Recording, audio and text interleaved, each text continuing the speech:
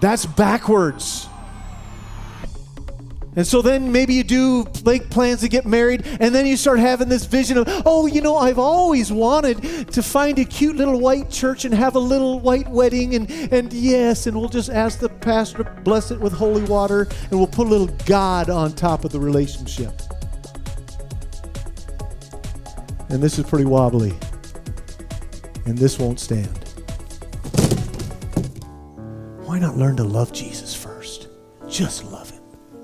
Put him first. We always told our girls, run the race for Jesus, and then start looking to the left and right to see if there's a boy who's running for Jesus too. Don't look way back and drag some guy along.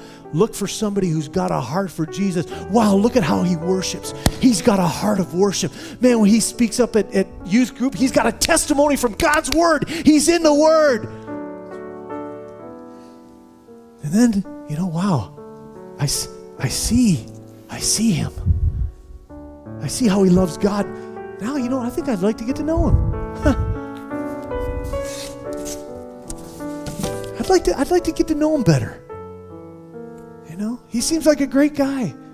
And then you decide, well, you know, let's hang out a little bit more. Let's hang out. But we're not just going to hang out online. We're going to hang out on through texting. I'm not going to show up one day and say, yeah, I met this guy online 3 months ago and we're thinking about getting married. What? No, I'm going to bring this boy home. I'm going to bring this girl home. They're going to get to meet my parents. We're going to sit around. We're going to have some conversation. Amen. There's going to be some accountability around. I'm going to introduce him to my friends. There's going to be some accountability here. Then as this progresses, as God leads, you get married, and then you add that on your wedding night. You know, the tragedy I find, so many people, Christians too, their wedding night isn't anything special because they've given it away already.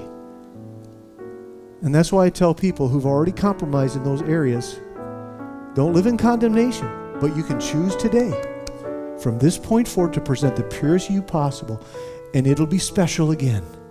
Because that's what that verse says. It says, and times of refreshing may come from the Lord. When you confess and repent, you will be refreshed.